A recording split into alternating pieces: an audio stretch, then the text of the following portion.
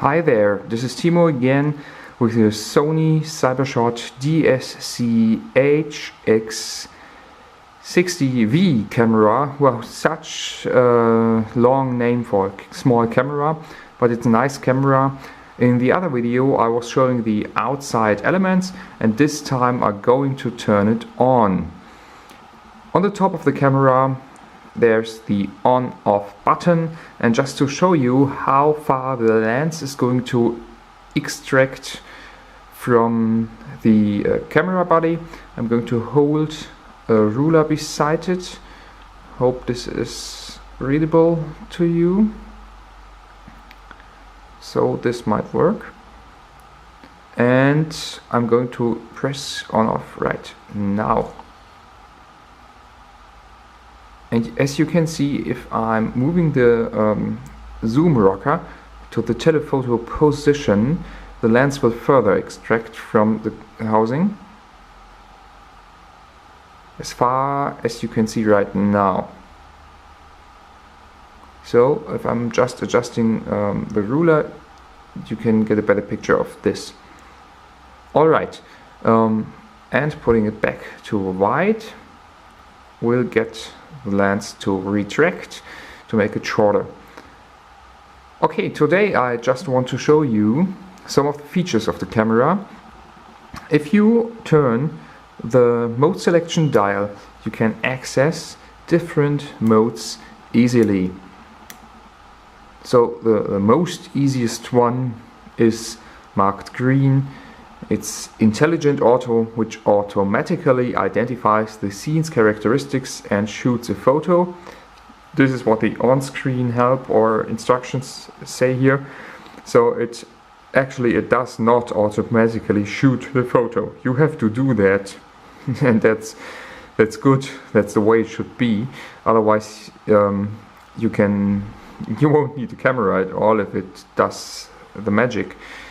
To completely select, maybe the future will bring this, that the camera will select what should be photographed and automatically takes the picture. But for everyone who wants to decide what's on the picture on his own, I guess that won't be the deal. Okay, just to talk about the mode right now. It's automatic, but you have to confirm it. You can either hit OK, which is the center of this dial, or, and this is a kind of a trick or hint to remember, if you are stuck anywhere, just press down the shutter button halfway, and you're ready to go to take a photo. I just placed the ruler here, so we have something to take a picture of if you like to. And we can zoom into it and have a quick glance, and it's quite fast, and it's detecting that's macro, so it's a small subject quite close to the camera. That's correct. And going to wide. You can cycle through different elements on screen by pressing display. Just press display once. The grid lines can be removed too. This is a setting in the menu. I usually like grid lines because they help me to lay out the picture.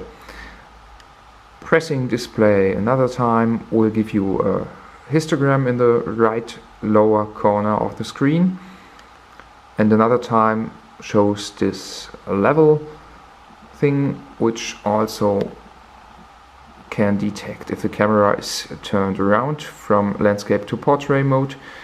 This is a nice feature to level out the picture and get a natural horizon, which is not like this. Yeah. Okay. Display button pressed again brings up this bars, which may help people who are not so keen into photography yet to decide which aperture and shutter time shall be used. So you can see the bars are going from slower times to faster times, indicating a still standing subject or quite fast moving person, running, action, sports, whatever. And below that you can see the aperture, which is indicating a blurry background or a sharp background, which has to do with depth of field. Of course, there are many other information right here, pieces of information like it's detecting this will be a landscape picture, okay. Yeah, it's still thinking this is landscape. It's analyzing the picture, so if I'm going to zoom in again, maybe it's deciding, yeah, it's deciding this is macro.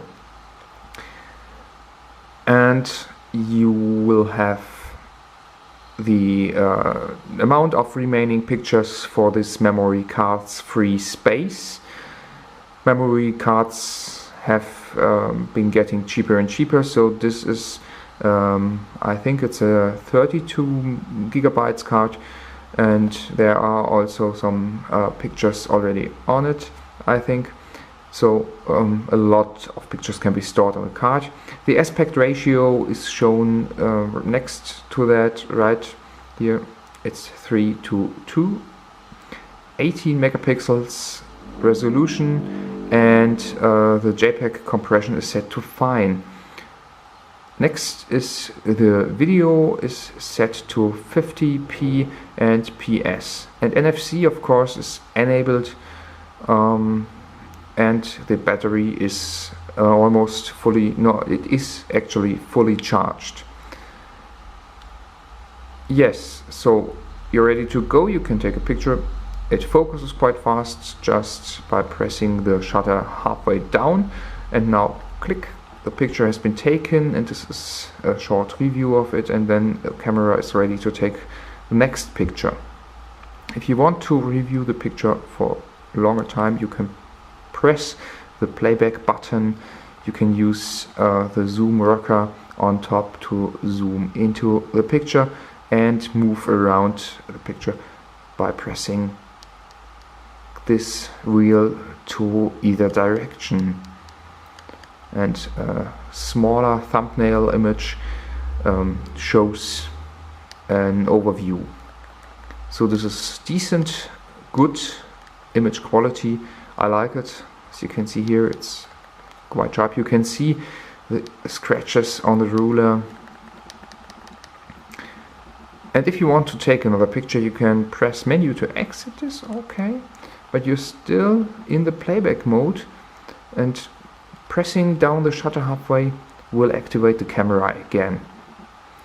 So this is the automatic mode. There's another one which is called Superior Auto, to allow beautiful shoots or shots, whatever. The device will shoot automatically while reducing blurring and noise. So this is for darker conditions mainly. And then we have the Program Auto.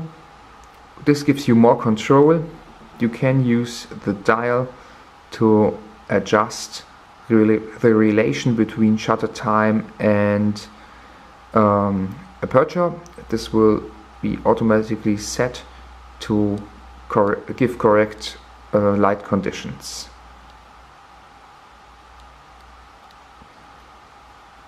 The next mode is aperture polarity.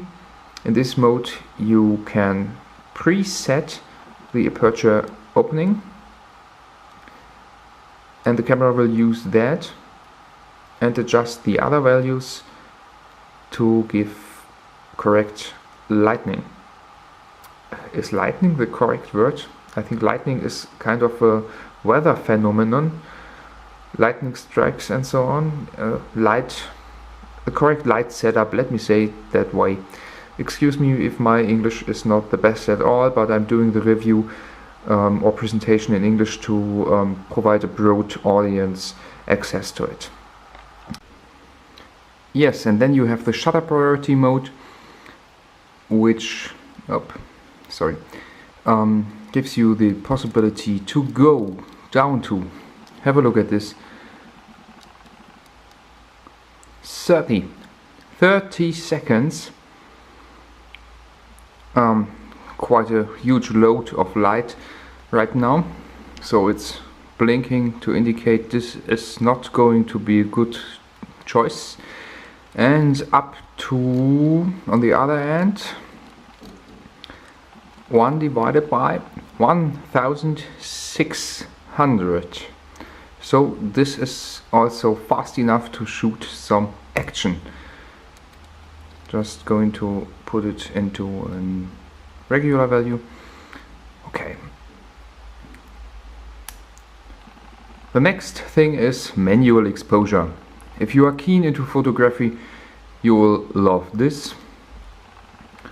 You have full control, and now you can set the aperture. No, it's the shutter value, of course, and hit the wheel down. Gives you the ability to set the aperture instead.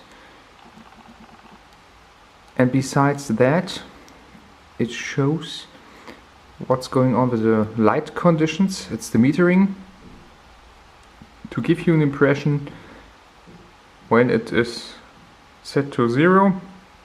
It says the metering is measured to be absolutely okay, but persons using the manual mode of course know what they are doing, or they should at least know what they are doing. So if you want to just add some light to this scene, you can create an overexposure of +2, and that's okay too if you know what you're doing, of course. Okay, next thing is memory recall. This mode shoots with preset settings, and you can preset the settings with memory in camera settings menu. So let's go there. Menu. And there's so much stuff in the menu.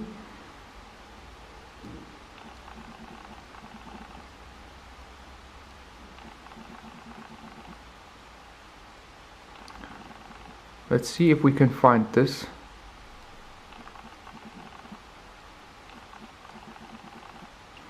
Okay, it is, I guess it's a recording thing.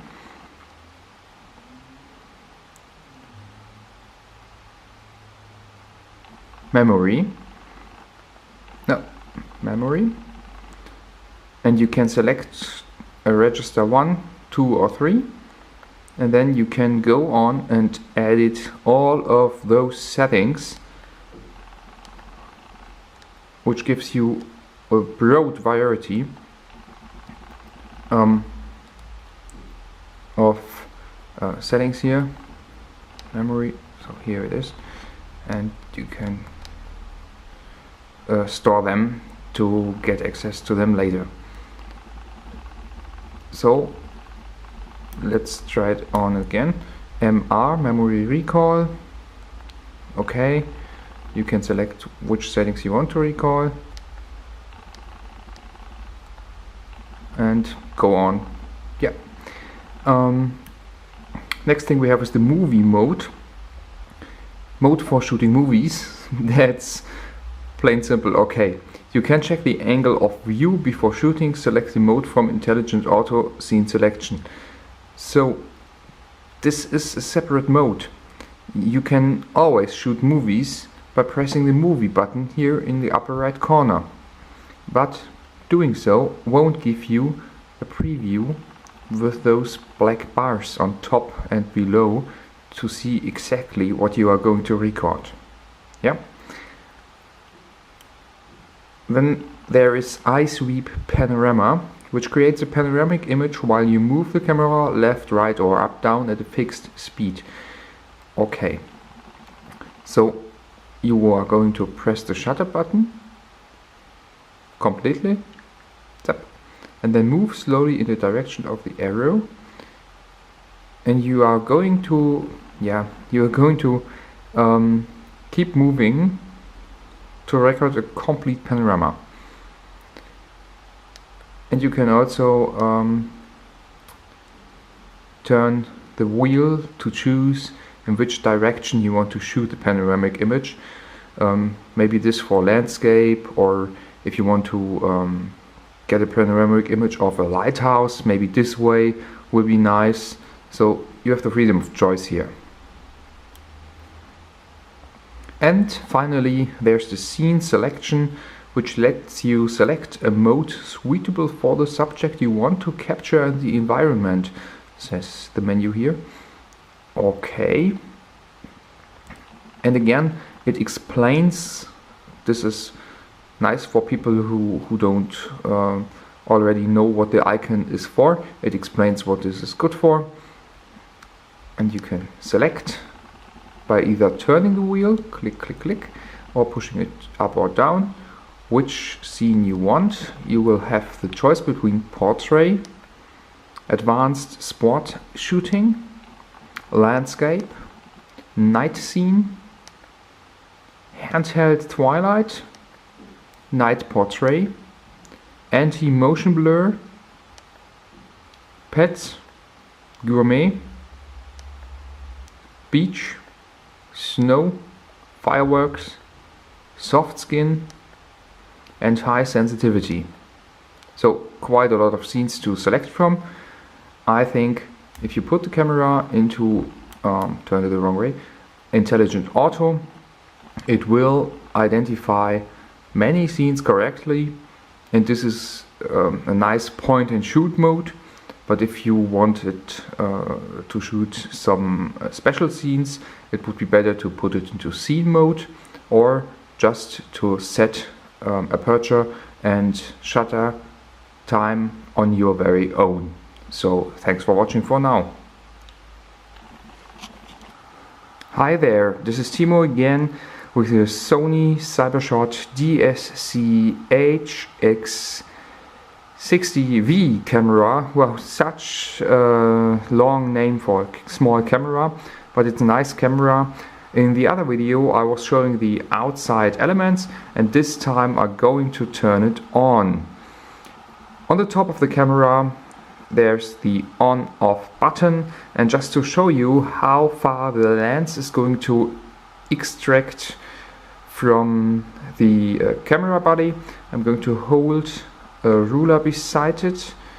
Hope this is readable to you. So this might work. And I'm going to press on off right now. And as you can see, if I'm moving the zoom rocker to the telephoto position, the lens will further extract from the housing, as far as you can see right now. So if I'm just adjusting the ruler, you can get a better picture of this. Alright, and putting it back to wide will get the lens to retract to make it shorter. Okay, today I just want to show you some of the features of the camera. If you turn the mode selection dial, you can access different